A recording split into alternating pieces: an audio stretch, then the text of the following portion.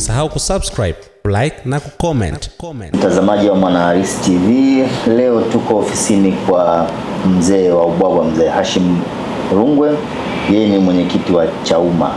Tumekuja hapa kusikia mikakati na maandalizi ya Chauma kuelekea mkutano mkuu. Yeye atatuambia mkutano mkuu utafanyika wapi, na pia unajua katika muda wa wiki mbili wiki tatu kumekuwa na taarifa huko mtaani. Kuna watu wamehama kwenye chama chao, sasa wanatarajia kuhamia kwenye Chauma. Je, jambo hilo lina ukweli kiasi gani? Tuko kwa mzee Rungwe. Mzee Rungwe, habari za kazi? Habari nzuri, habari safi. Chauma tukisikii mtaani? Chauma kipo. Sisi tupo na mambo yetu yanaenda vizuri tu. Watoto wa mjini wanasema mna habari gani Chauma? Habari hatuna, tuna mambo ya uchaguzi tu. Mwaka huu ni uchaguzi. Tulikwenda kusaini fomu zile kule Dodoma. Sasa tunangoja tu, tunajiandaa kwa ajili ya kuchagua watu watakaosimamia kugombania nafasi mbalimbali. Wakati mnasema mna sign kanuni, nasema kanuni za maadili ya uchaguzi, kulikuwa na kelele. Watu wengi wanaona kwenda kufanya uchaguzi wakati marekebisho ya sheria bado hayajakuwa mazuri, kiasi kwamba uwanja hauko sawa kati ya chama tawala na upinzani. Kwa nini mnaendaje kusaini kanuni za maadili wakati kuna malalamiko namna hiyo? Sisi tumeenda kusaini kwa sababu wenye mamlaka walitangaza kwamba kuna uchaguzi, na moja ya sheria za uchaguzi ni hizo, kusaini fomu ya maadili ya kufuata sheria za uchaguzi. Kwa hiyo lazima tuende kule na tumesaini. Kwa hiyo tuone malalamiko ya watu, wanalalamika tu kawaida. Mimi mwenyewe ni mlalamikaji wa kwanza. Nilalamika, sio nilalamika, nipeleka malalamiko yetu kwamba watu wanasema hizi kanuni za sheria za uchaguzi hazijawa sawa. Lakini hiyo sio njia ya kunifanya kwamba mimi nisisaini. Hiyo sio njia ya kunifanya nisisaini. Sasa hivi mtaani tunasema watu au vyama vingi vinaelekea kwenye maandalizi ya kwenda kwenye uchaguzi. Tunataka kujua Chauma sasa hivi mnafanya nini hasa? Sasa hivi ni kujiandaa tu. Mkutano mkuu wenu ni lini? Tunajiandaa kwa ajili ya mkutano. Tulikuwa tumetangaza tarehe 10 kesho, si ndio? Na tarehe 11. Lakini huo mkutano tumeahirisha kwa sababu ya ukosefu wa pesa. Bado tunafikiria wiki mbili tatu zijazo labda tutakuwa tumeshakamilisha hizo kiasi. Alafu ndio tutatangazia watu kwamba wale wajumbe wetu kwamba sasa waje.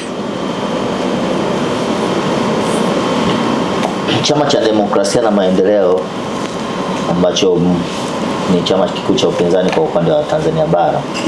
Baadhi ya viongozi waliokuwa viongozi wake wametangaza kuondoka.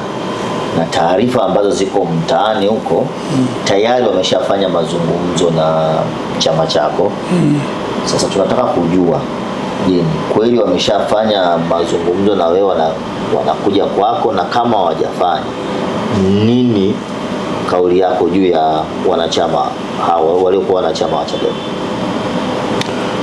Mimi nafikiri wanachama yote acha Chadema. Mtanzania yote mwenye kuona kwamba anataka kujiunga na chama hiki anakaribishwa, mlango uko wazi. Najua hao waliojiengua huko Chadema kwamba walishaongea na mimi, bado hajanifikia hizo taarifa, nazisikia kwako. Wakati unasikia taarifa, sisi wa Tanzania wanasema huwa kwa kawaida hatunyimani maneno. Ni kweli. Tunaweza tukanyimwa na ubwabwa ambao wewe unaugawa, lakini huko sisi hatunyimani maneno. Ndio. Kuna taarifa kwamba tayari wamenunua chama chako, na tayari kuna baadhi ya nafasi fulani umewaekea watakuja kwenye mkutano mkuu, mtakwenda kwenye uchaguzi, watakuja kuziziba zile, na mtakwenda kuwasimamisha kwenye baadhi ya majimbo na pengine kwenye urais. Sijui kama wewe unaanza kwenye urais wewe unagombea, na ukweli wa hizo kuwasimamisha kwenye hayo maeneo uko kwa kiwango gani? Mimi nafikiri bado ni maneno tu, speculations. watu wanaweza wakabuni maneno wakazungumza kwako wewe kama mwandishi na wewe ukayachukua kama hivyo, lakini mimi nimeshakueleza kwamba hapa hawajafika na hayo maneno niliyosema. Kwenye mkutano wenu mkuu unaokuja, ni shughuli zipi haswa ambazo zinakwenda kufanyika? Ni mkutano wetu, tunataka kufanya uchaguzi wa watu ambao watasimama katika majimbo kugombea nafasi za ubunge na nafasi za mawakia wa madiwani. Na mnapokwenda kufanya mkutano mkuu kwa hapa watu na nafasi, kwa yule mwanachama ambaye anajiunga karibuni au anajiunga basi siku 2 kabla au wiki moja kabla, anakuwa na fursa sawa na mwanachama ambaye ameingia muda mrefu au kuna kuwa na utofauti? Mwanachama ni mwanachama tu, akishakuwa anaitwa mwanachama ni mwanachama wetu, anaruhusiwa kugombea. Ndio yeye ni mwanachama full. Mimi na miaka chungu mzima, ni sawa na huyu aliyeingia jana au mwingia leo, ni mwanachama. Hili la milango itakuwa wazi. Hili la kugombea urais naona bado mimi sijaweza kuamua kwa sababu ni maamuzi ya chama, sio maamuzi yangu mimi. Hivi vyama sisi tunachaguana, tunawekana tu, bwana huyu ndio mwenyekiti, huyu ndio chairman wetu na nini. Lakini kuna watu wa chama, watu wenye chama ndio hawa wajumbe wote wakija wakiamua kama je wewe utaweka jina lako kugombea, wewe sema hivyo, mimi nitaweka. Sawa. Akitokea mwingine akachukua fomu ataweka jina lake. Sasa atakayeshinda basi tutamchagua huyo ndio kashinda. Hatuwezi kuweka makatazo mengi. Na bado kwa muda mrefu umeendelea kuongoza kwenye chama. Bado dhamira yako ni kuchukua fomu kuendelea kuwania hicho kitu ulichokuwa nacho au sasa unafikiria kustaafu? Mimi nafikiri kuwa na muda mrefu sio kweli. Hayo ni mawazo ya watu waliozoea huko. Lakini sio muda mrefu. Wako watu wengine ni marais wana miaka zaidi yangu mimi. Sawa? Wapo kabisa. Na wale hawatuambii kwamba wamezidi miaka. Labda ni utamaduni wa Tanzania kwamba huyu sasa kishazidi miaka. Na ni mtu mmoja, sio watu wote. Mimi nimekaa hapo, tumeamua juzi tu mwezi wa 10 kwenye mkutano mkuu pale, walichagua tena mimi. Mimi sikuwa na njia ya kukataa. Ni haki yangu. Na wale wana haki yao wenyewe kuona huyu anatufaa au hatufai. Hatulazimishi mtu. Kumekuwa na hoja ya ukomo wa nafasi fulani kwenye vyama vyetu na hata kwenye ngazi za kiserikali. Wewe ni muumini wa hizo ukomo au wewe ni muumini tu kwamba kama ni mtu anafaa anachaguliwa aendelee kwa miaka yake yote? Mimi nafikiri hivyo ndio sawa tu. Kwa sababu huu ukomo katika nchi hii, mimi nilikuweko huko nyuma wakati tunapata uhuru na Mwalimu Nyerere alikuweko kwenye 5. Yeye aliendelea tu miaka 25, nafikiri 25 26 huko kwa chama chake kile cha CCM. Kulikuwa hakuna masharti. Ila yeye alipoondoka ndo alijaribu kushawishi wenzake kwamba jamani tuweke limitation. Sasa ile ni kwa chama kimoja hicho kilichoamua namna hiyo. Na vyama vingine vinafuata mambo hayo. Lakini ilikuwa sio amri ya kwamba vyama vyote vifanye hiyo. Mwalimu alikaa miaka kama 20 hivi au 25. Sawa? Sasa 24 sema hivyo. Sasa ile ni matakwa inategemea watu. Huyu mtu tumetoka naye mbali na anatafuta kutuletea mambo fulani. Kwa nini sisi tumuondoe? Wao wenyewe wanaamua wameweka kwenye katiba yao kwamba pana huyu mtu atakuwepo tu. Kwa hiyo hata kwenye nafasi ya urais pia ungependa pia Watanzania wafikirie kuondoa ukomo au unaona kwenye nafasi ya urais ukomo ni sawa? Kwa chama hiki inafaa uhuru tu. Kama wewe uko kwenye chairmanship unataka kugombea unaruhusiwa tu. au unasema mimi basi utakaa tu. Na ukipewa nafasi sio kwamba utashindwa kuongoza, utaongoza kwa sababu kinachoongoza sio kwamba kuna ngumi kule. Kule hakuna ngumi wala mabavu sana. Kule ni kichwa tu. Na kichwa bado kinanipa fikra za kuweza kuongoza wenzangu, basi unaongoza.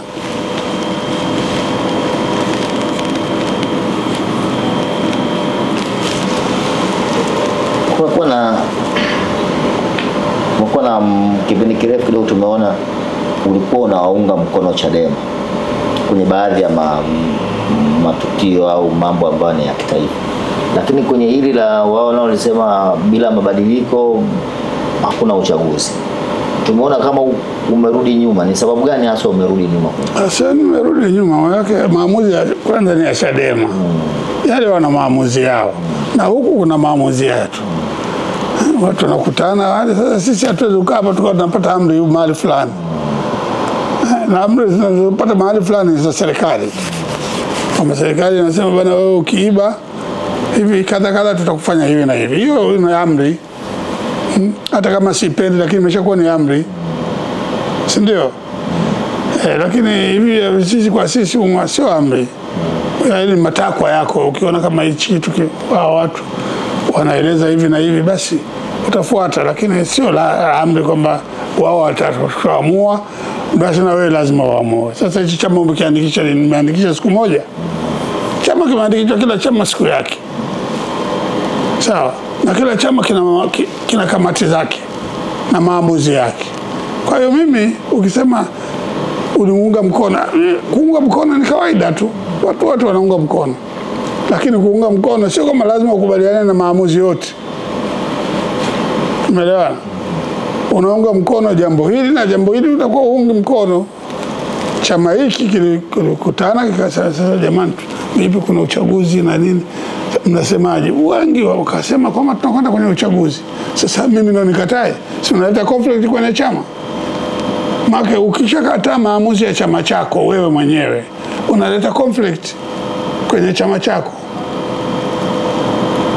Tena na wewe ndio kiongozi, sasa itakuwaje? Ni vitu vya kuangalia. Hauwezi kwenye chama unaendeshwa na taasisi nyingine kama yako ile. Tumepata wote mamlaka kutoka kwa msajili wa vyama. Si ndio? Msajili ndio mwenye mamlaka hayo. Lakini sisi ndio tunashauriana tu. Kwanza tunakubaliana. Sawa? Wao ni watu ambao waliamua wao. Hawana mtu alimshauri. Sawa? No consultations. Mimi kama yuko mtu anasema alikuja kwangu mimi akanishawishi na nini, na wenzangu mimi nikawaambia jamani kuna mpango, hakuna, sijawahi kumuona mtu. Kwa hiyo hivi vitu vinavyosema vya hizi sheria za uchaguzi, nini za uchaguzi, viko kwenye katiba, hizi katiba za chama, katiba yetu ya nchi. Ziko mle. Sasa mimi unaponiambia wewe sio kwamba nakiona ni kitu kipya, ni kitu kisawa sawa na vile ninavyokisoma. Ila wewe unaona utachukua hatua, unachukua. Na pengine wewe ulikuwa wakati fulani unapata hizo nafasi. Kwa bahati nzuri au vipi? Watu wengine tulikuwa tumekaa kimya. Sawa. Sasa labda wewe umekosa. Mimi nimepata kitu kimoja Mbeya. Nakipata kijiji. Na ubaba tulitayarisha pale watu wale. Tukafurahi. Si ndio? Sasa sio kusema wewe nyumbani kwako kukiwa na msiba basi na sisi wengine wote tuwe na msiba. Hiyo itakuwa sio sawa. Yaani busara itakuwa sio sawa. Itakuwa sio sawa. Na hakuna mtu aliandikisha kwa msajili kwamba huyu chama hiki ndio kinakuja kugombania sasa kwa kukomboa Tanzania katika matatizo yote. Hakuna chama hicho. Sawa. Vyama vyote ni sawa mbele ya msajili. Na vina uhuru wa kufanya mambo yake. Akiona hapa mimi hapa naweza nikamudia anasogea. Kwa hiyo mimi nafikiri hilo limekaa hivyo. Sasa wewe kwa mfano chama, mimi sitaki kuzungumzia sana juu ya hilo ya wao wenzetu. Sababu mimi hainihusu kwanza. Mimi hainihusu kabisa. wala mimi nikiwaunga mkono, mimi sio naendesha chama kile, mimi naendesha chama hiki. Sawa. Sasa mimi na concentrate hapa na katika ya nchi basi. Makeleo wakitoa amri kwenye nchi kitoa amri, sisi sote, mimi inanihusu, sio na mtu mwingine anamuhusu, mtu mwingine anamuhusu. Sasa ni vipi? Mimi siungi mkono iko kama wewe unakiunga mkono, mimi siungi mkono. Ila mimi ndo nimesema maneno yetu, tushasema kwa jamani, hapa kuna matatizo hapa na hapa basi. Sasa Mzee Rungwe, unasemaje hapa pana matatizo na kwamba nyewe mkishasema basi alafu mnaingia kwenye uchaguzi ambao huo mnategemea kwamba muende mkashinde, mnaendaje kushindana kwenye uwanja ambao uko sawa? Hebu mimi nilikuwa sijapata kiti hata hichi kimoja tangu nimeanza. Nilipata kiti kimoja kule Kibakwe. Kibakwe kule nikakaa nacho kama miezi 6 hivi au miezi 7. Wakampora wale, akaunga mkono Djibouti, wakaunga mkono huku, akaama. Sasa mimi nitakwenda kupigana naye? Unaweza? Hao wote waliojiunga kwa vyama na nini, waliona kuna chama chochote kimeenda kumpiga, kama wewe kwa nini unakwenda kufanya hivi? Sasa mambo gani ukikosa adabu hapo? Ni mtu ana uhuru, na hivi vyama vya Tanzania wote wako uhuru. Hao watu sawa, wako uhuru. Hao watu sio wafungwa kama unaweka kwenye prison au nini. Wewe kama ni mwenyekiti wamekuchagua tu uongoze. Sasa kama yeye anaona wewe ufai, unampeleka visivyo, ana uhuru, si ndio? Yeye ana uhuru vile vile kukubaliana na hayo au mkubaliana. Mimi sijui mambo ya huko, sijui kabisa. Na wewe unajua mambo ya huko, mimi nimerudi kwa wewe pale kwamba kwa nini mmekataa hizi sheria? Na kama mnaingia kwa hizi sheria, si ndio zilikuweko? Sisi tunaelewana. Zilikuweko na wote hawa tangu miaka hiyo ya 89 90 walikuwa wanashiriki au walikuwa washiriki? Wanashiriki. Sasa kumetokea nini? Kumetokea mabadiliko au kutokea mabadiliko? Sio mtu anaamua wewe kamati wewe kama sisi hatushiriki. Sawa. Kwa hiyo na mimi niamue asishiriki. Ndio busara ya watu wa chama sote unataka wanifukuze mimi? Mimi nitafukuzwa, maana naonekana na wapinga wenzangu mle. Au unaonaje?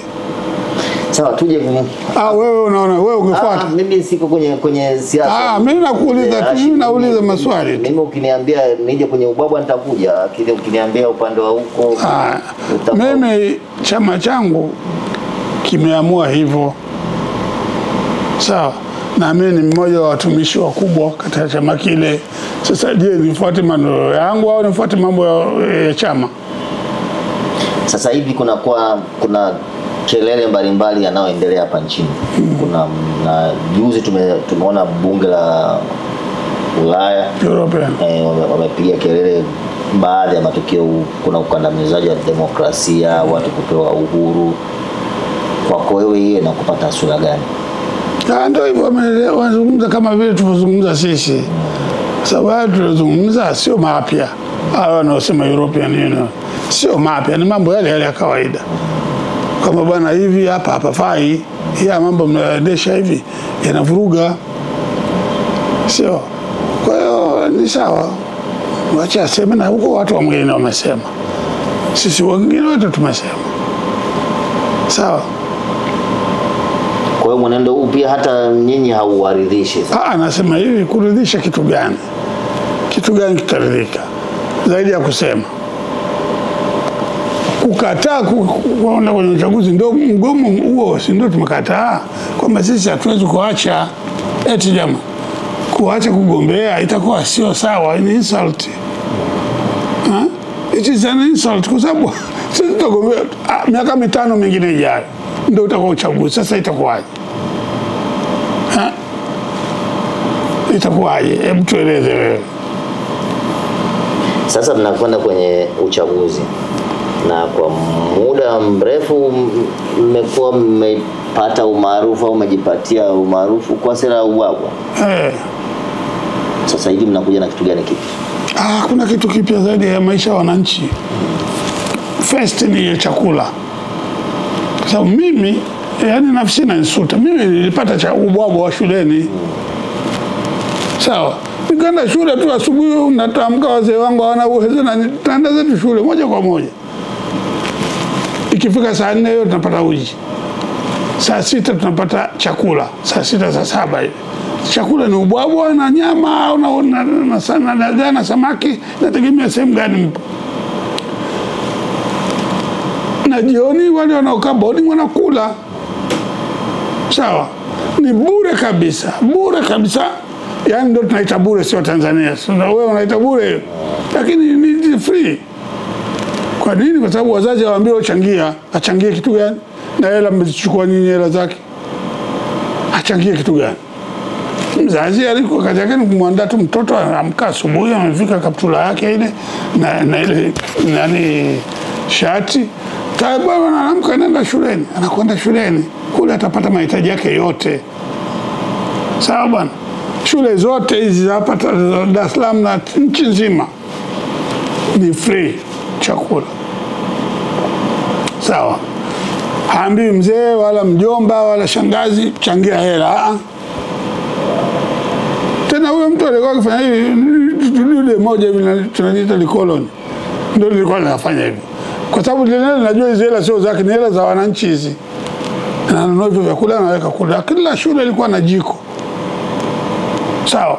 Na shule kulikuwa na dining room ya kula chakula. Namna hiyo. Na watu wote wanaumwa, wakaenda hospitali lazima watapata mahitaji yao bure. Dawa watapata bure. Bure kabisa. Bure kabisa. Na atapata chakula bure.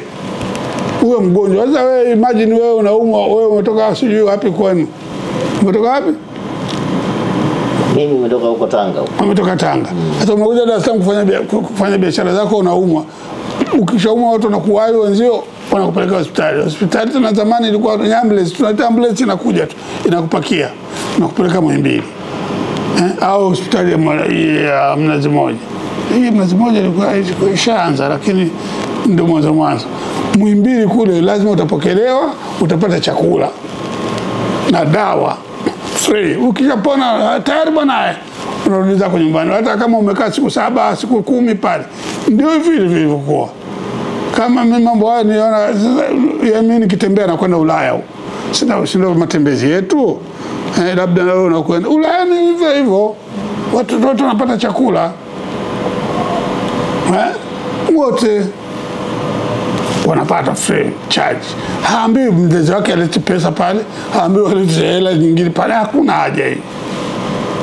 Sawa. Sasa sisi tuna maamuzi yetu. Kama viongozi wetu tuna maamuzi yetu, tunategemea na uchumi umekondaje. Na wakati ule sisi tulikuwa kama milioni 8 au milioni 12. Sawa. Na watu wengi ndio sasa sisi tulikuwa wachache.